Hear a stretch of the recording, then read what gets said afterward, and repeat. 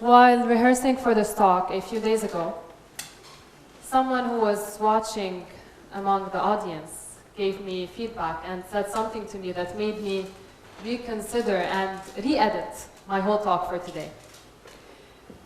He told me, "You appear too perfect, which makes it hard to take whatever you say seriously. And you appear too dominant, which makes it hard to relate to you." Wow. To tell you the truth, I was struck by his honesty.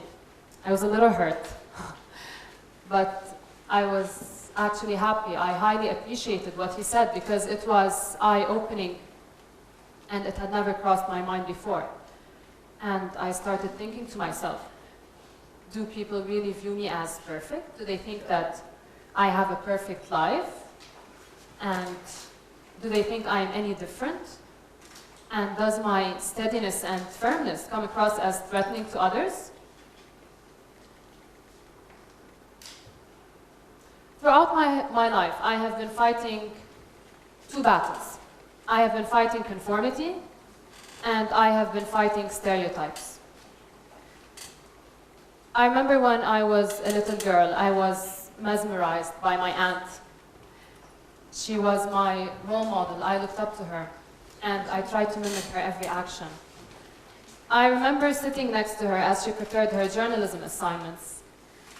I remember reading her articles and listening to her radio shows, and I always knew that when I grew up, I wanted to be a journalist just like her. As a young girl, I had a strong personality, and I thought that I want to become a journalist because I want to speak up, I want to raise the bar, I want to speak up for those who cannot speak up for themselves. I want to save the world. And even in school, I never missed a chance to get on stage and express myself. However, when I graduated high school and wanted to enroll in university, my family stood against my choice of journalism. They insisted it was a tough job for a girl. I was only 17 at the time. I graduated high school at the age of 17. I had no experience in life whatsoever. I was overprotected. I lived in a cocoon.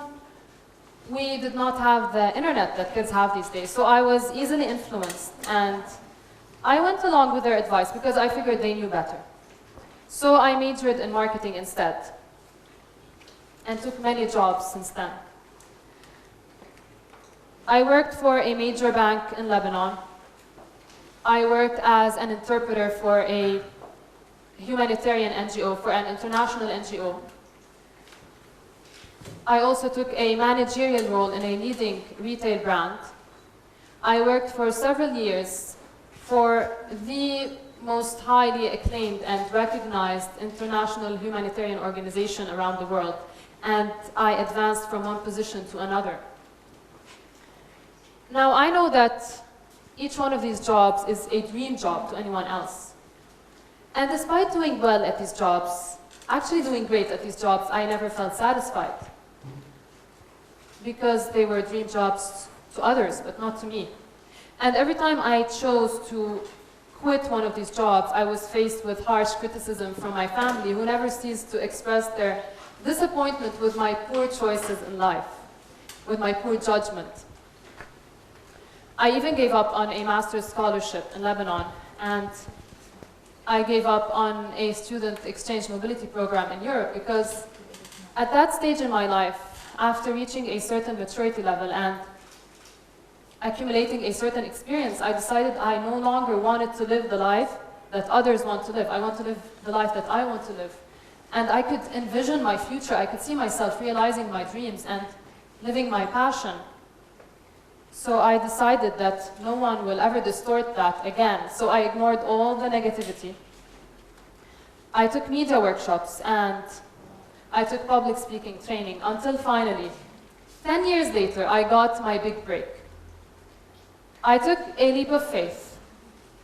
I quit my safe and fancy job at the time. It's fat pay and it's perks, and I started from scratch. I took a job in media as a presenter and copywriter. This is a beauty pageant I presented recently. It will air soon on television. The other photo is from an award show. I was handing a trophy here. I even started training others. And I started making a name for myself in the business, despite only spending a very short period of time, because I had that much passion. But come to think of it, the people who advised me, who pushed me into taking the safe and the correct choices in life because I was a girl, were lovingly but unknowingly holding me back, bringing a 10-year delay to the start of my career. Now, you would think that the pressure to conform would have stopped there for me. Not really. Today, at my current age and my current status, I am being pushed into a new form, a new chapter of conformity. Whenever I express my big dreams of a big career to someone, they look at me and they say it straight to my face. You're unrealistic, you're silly, and you're naive. You're a woman, you should start thinking of starting a family. Because in our society, it is either or. A woman either has a career or she has a family. We are limited and we are restricted, and this very exact notion programs women into believing that at a certain point of their lives, they're going to have to give up on their dreams and on their passion because they are women and they should start a family. I'm not against that, but why can't we do both? In our society, women who dare to dream big are viewed as undesirable. They're rebellious. In our society, women who do not choose motherhood as a priority are viewed as cold and insensitive. Although women over the years have managed to prove their competence in multitasking, and they have been able to successfully juggle between their career, their family, while still looking good doing so. Another battle I have been fighting is stereotypes. I have always been an A student. I have always had strong views on controversial topics, and I always expressed myself. I read a lot. I do a lot of research. I believe in human rights, in women's rights, in children's rights. I believe in animal rights. I worked for so many years in the humanitarian field. I was in direct contact with people in need and persons of concern, and I always strive to put a smile on their faces. I even launched a humanitarian startup with my friends that aimed at supporting underprivileged communities. On the other hand, I worked in professional modeling. I took part in beauty pageants, TV series, TV commercials. And despite my academic and humanitarian achievements, and despite my serious demeanor, I am always underestimated, and my intelligence is always negotiated. Because in our society, I think this is also worldwide, not just in our society, it is either or. A woman either has beauty or she has brains, never together. And I have always found myself in a struggle trying to prove myself and to prove that there is more to me than meets the eye. And women live a complex reality where, if they are beautiful, they are viewed as less smart. So in order to appear smart, they have to sacrifice their femininity and their looks. But then again, they are judged for not looking beautiful.